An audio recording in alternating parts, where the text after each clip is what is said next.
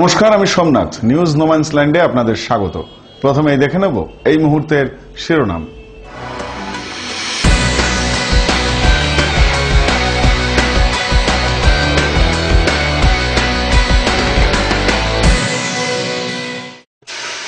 পার্কিংয়ে দাঁড়িয়ে থাকা তুলোর গাড়িতে আগুন। জমি বিবাদ ঘিরে ছাত্রীকে পোড়ানোর ঘটনায় সামনে এলো চাঞ্চল্যকর তথ্য। গোপালনগরে মাদকসহ আটক 2 পাচারকারী। শিশু খুনের ঘটনায় যাবজ্জীবন কারাদণ্ড। স্বরূপনগর থেকে উদ্ধার বিরল প্রজাতির কচ্ছপ। গোপালনগর থানার পোলতা এলাকায় পার্কিং এর ভেতর দাঁড়িয়ে থাকা তুলোর লরিতে আগুন। দমকলের 2টি ইঞ্জিনের চেষ্টায় আগুন নিয়ন্ত্রণে। পার্কিংয়ে দাঁড়িয়ে থাকা তুলো বোঝাই লরিতে আগুন। দমকলের 2টি ইঞ্জিনের চেষ্টায় আগুন নিয়ন্ত্রণে। বুধবার সন্ধ্যায় ঘটনাটি ঘটেছে গোপালনগর থানার পোলতা এলাকার একটি পার্কিংয়ে। স্থানীয় সূত্রে খবর, বনগাঁ চাকদা সড়কের ধারে পার্কিংটিতে এদিন সন্ধ্যে 6টা নাগাদ একটি তুলো ভর্তি ট্রাকের থেকে ধোঁয়া বেরোতে দেখেন অন্য ট্রাক চালকেরা। इधर से मैं आ रहा था तो देखा पूरा आग लगा हुआ था। इस समय कोई आदमी नहीं था यहाँ पर। तो फिर हल्ला होने लगा, फिर आदमी एक करके आने लगा। फिर फोन हुआ गाड़ी का, पानी वाला का, वो फिर आया। ये आग लग सकता है, ये कोई लापरवाही होगी या कोई ऐसी गलती कर चुकी होगी, तो उसको तो मालूम नहीं है। মুহূর্তেই আগুন লেগে যায় ট্রাকটিতে। সাথে সাথে খবর দেওয়া হয় বনগাঁ দমকলে। দমকলের 2টি ইঞ্জিন ঘটনাস্থলে পৌঁছায়। দমকলের 2টি ইঞ্জিনের প্রায় আধ ঘন্টার চেষ্টায় আগুন নিয়ন্ত্রণে আসে। ঘটনায় আংশিক ক্ষতি হয়েছে ট্রাকটির, তবে সম্পূর্ণভাবে পুড়ে গেছে তুলোর প্যাকেটগুলি। স্থানীয় এক ব্যক্তি জানান, অনেক সময় দাঁড়িয়ে থাকা ট্রাকের নিচে বা আশেপাশে রান্না করে থাকেন চালকেরা, সেখান থেকেও আগুন লাগতে পারে। এখন কি করে লেগেছে সঠিক তো বলা যাচ্ছে না। এখন আমরা এখানে ছিলাম, হঠাৎ দেখা যাচ্ছে যে ধোঁয়া হচ্ছে, এসে দেখা যায় যে ওকে বেলে আগুন লেগে গেছে। এটা তুলোর গাড়ি ছিল, কি করে লেগেছে এখন সঠিক বলা যাচ্ছে। আমার খবর পাওয়ার সঙ্গে সঙ্গে আমরা চলে এসেছি। এসে দেখলাম যে দাউ দাউ করে আগুন জ্বলছে। আমরা 2টো গাড়ি নিয়ে পুরো আমাদের টিম দিয়ে ঝাঁপিয়ে পড়েছি। আগুন এখন নিয়ন্ত্রণে। সব্যসাচী ভট্টাচার্য ও প্রসেনজিৎ ব্যানার্জির রিপোর্ট, নিউজ নোম্যান্সল্যান্ড, পোলতা। জমি বিবাদের জেরে ছাত্রীকে পুড়িয়ে দেবার ঘটনায় চাঞ্চল্যকর তথ্য। ঠিক কি ঘটেছিল মঙ্গলবার? নিউজ নোম্যান্সল্যান্ডের হাতে এলো সেই চাঞ্চল্যকর ছবি, দেখাবো আপনাদের।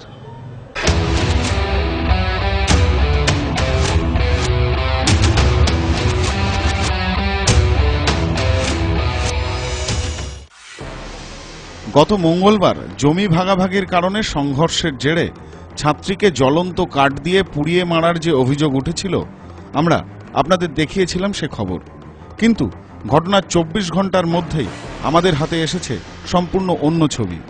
ছাত্রীর হাতে আগুনের ছ্যাঁকা লেগেছে ঠিকই, কিন্তু তার আগে ছাত্রীর ভূমিকা ঠিক কি ছিল? ছবিতে কিন্তু দেখা যাচ্ছে আক্রান্ত বলে দাবি করা ছাত্রী বেশি মারমুখী। আসুন দেখে নিই সেই ছবি।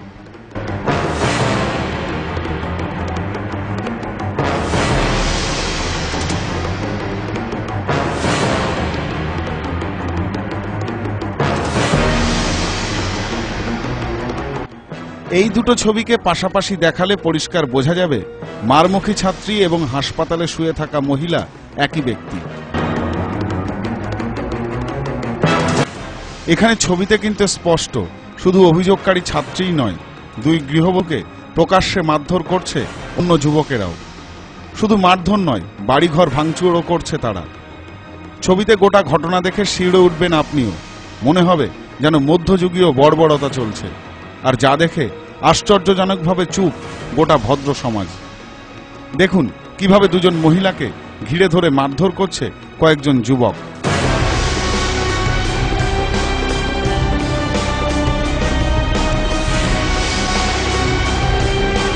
এবার দেখাবো গত মঙ্গলবার ছাত্রী ঠিক কি বলেছিলেন হাসপাতালে শুয়ে। কি নিয়ে গন্ডগোল অতটা বিষয় জানি না, যেহেতু আমার মেশতো ভাইয়ের জমি, সেটা নিয়ে গন্ডগোল হালকা পাতলা, হয়তো সেটা নিয়ে কি বৃত্তান্ত বিষয়টা আমি পুরোটা জানি না। আমি টিউশন পড়তে গেছিলাম, টিউশন পড়ে বাড়ি ফিরছিলাম, তখন আমার বাবা, দাদা, আমার ভাইরা সবাই ছিল। দেখছি রোডের পাশে গন্ডগোল হচ্ছে, তো আমি ওখান থেকে নেমে গেছি। টোটো গাড়ি থেকে নেমে দাঁড়িয়েছি সবে মাত্র। দাঁড়ালে পরে 2টো মহিলা দেখছি, একটা মহিলা লাঠি ছোড়াছুড়ি করছে, আমার দাদা ভাইদেরকে মারধর করেছে। আর একটা মহিলা বাঁশের আগায় ন্যাকড়া পেঁচিয়ে, তারপরে পাট পেঁচিয়ে কেরোসিন তেল ঢেলে আগুন ধরিয়েছে। সেটা দিয়ে তাদেরকে পোড়ানোর জন্য এরকম করে ইয়ে করছে, ঠিক আছে। এবার ওনাদেরকে করতে করতে যে বাবা ভাইদেরকে দেখলো যে আগুন দিতে গায়ে দিয়ে ধরাতে পারছে না, তখন আমি সাইডে দাঁড়িয়েছিলাম, ফট করে আমার গায়ে আগুনটা মেরে দিল। আমি হয়তো তাদেরকে কিছুই বলি। শুনলেন ছাত্রীর কথা। এবার শোনাবো এলাকারই এক প্রতিবেশী কি বলছেন গতদিনের ঘটনা সম্পর্কে। কালকে ওরা যখন এসছে তখন ওরা বলছে তোমরা জায়গা খালি করে দাও। বলছি যারা ওরা বাড়ি নেই ওরা আসুক, তারপরে আমরা এটা ওরা খালি করবে। তার মধ্যে ওরা কি করছে, এসে ভাঙচুর আরম্ভ করছে। তখন আমি বললাম কি দেখো তোমরা এরকম ভেঙো না, ওরা আসুক তারপরে তোমরা ভেঙো।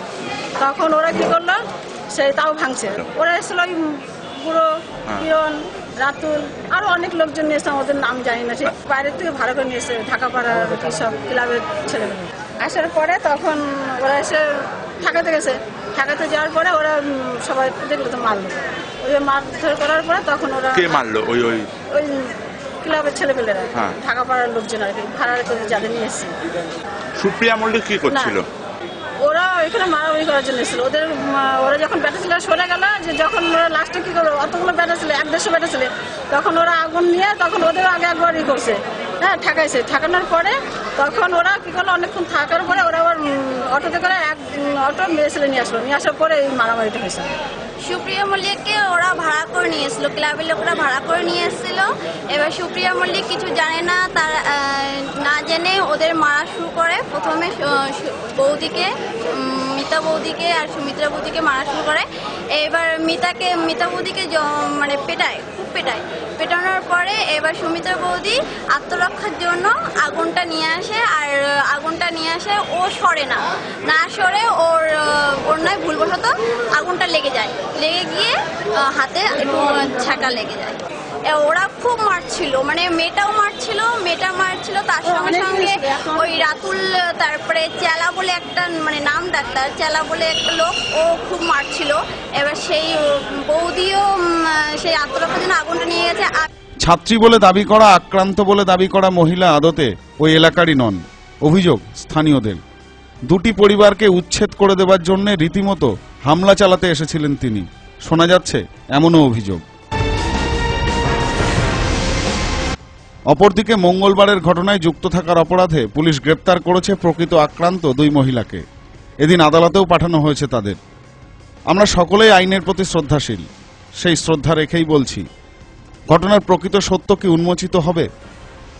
ছাত্রীকে আঘাত করাও যেমন অপরাধ, ঠিক তেমনি নিরীহ মহিলাদেরকে ঘিরে ধরে প্রকাশ্যে মারধরও নিশ্চয়ই অপরাধ।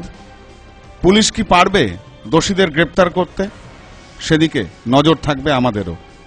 প্রসেনজিৎ ব্যানার্জি ও দীপ বিশ্বাসের রিপোর্ট, নিউজ নোম্যান্সল্যান্ড, বনগাঁ ও চাঁদপাড়া।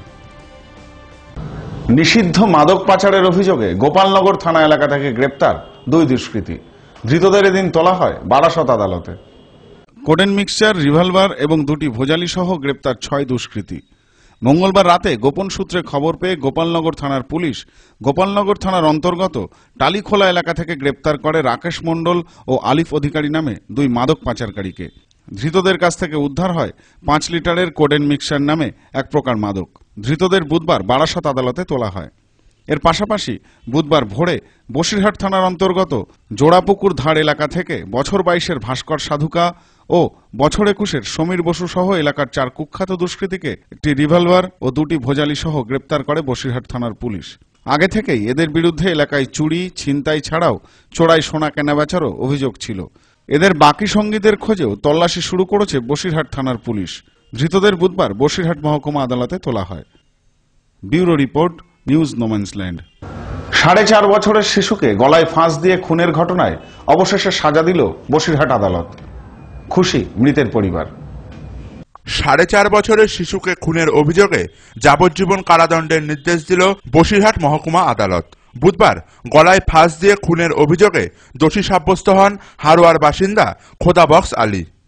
প্রসঙ্গত, গত 2009 সালের 1 জুলাই বাড়ির অদূরে পাটক্ষেত থেকে উদ্ধার হয় হারোয়া থানার বকজুরির বাসিন্দা সুরাজ লস্করের মৃতদেহ। তদন্ত শুরু করে হারোয়া থানার পুলিশ। তদন্তে নেমে জানা যায়, জমিজমা সংক্রান্ত গন্ডগোলের জেরে মৃতের বাবার ওপর রাগ মেটাতে তার 4.5 বছরের ছেলেকে খুন করে খোদাবক্স আলী। সেদিন বিকেলে বিস্কুটের লোভ দেখিয়ে পাট খেতে ডেকে নিয়ে গিয়ে পাটের দড়ি গলায় পেঁচিয়ে খুন করা হয় 4.5 বছরের সুরাজকে। প্রায় 7.5 বছর পর বিচার পেল লস্কর পরিবার। বুধবার বসিরহাট আদালত খোদাবক্স আলীকে দোষী সাব্যস্ত করে যাবজ্জীবন কারাদণ্ডের নির্দেশ দেন। এছাড়া 50,000 টাকার জরিমানা, অনাদায়ে আরও 6 মাসের কারাদণ্ডের নির্দেশ দেন বিচারক। এই রায়ে খুশি হাড়োয়ার লস্কর পরিবার। খোদাবক্স মোল্লা তাকে তার হাতে বিস্কুট দিয়ে তাকে ডেকে নিয়ে পাশের একটা পাট ক্ষেতের মধ্যে নিয়ে গিয়ে সেই পাট গাছের ছাল তার গলায় জড়িয়ে তাকে হত্যা করেছে। সে জেল কাস্টডিতে ছিল এই দীর্ঘ দিন ধরে। আজকে মাননীয় বিচারপতি ফার্স্ট ট্র্যাক 1 অমিত চট্টোপাধ্যায় তিনি খোদাবক্স মোল্লাকে 40 বছরের সশ্রম কারাদণ্ড এবং 50,000 টাকা জরিমানা, অনাদায়ে আরও 6 মাস জেল তিনি ঘোষণা করেছেন। পরমা বন্দ্যোপাধ্যায়ের রিপোর্ট, নিউজ নোম্যান্সল্যান্ড, হাড়োয়া। মঙ্গলবার রাতে স্বরূপনগর থানার পুলিশ গোপন সূত্রে খবর পেয়ে তেতুলিয়া এলাকা থেকে উদ্ধার করল 60টি বিরল প্রজাতির কচ্ছপ। ধৃত পাচারকারী। স্বরূপনগর থেকে উদ্ধার বিরল প্রজাতির কচ্ছপ।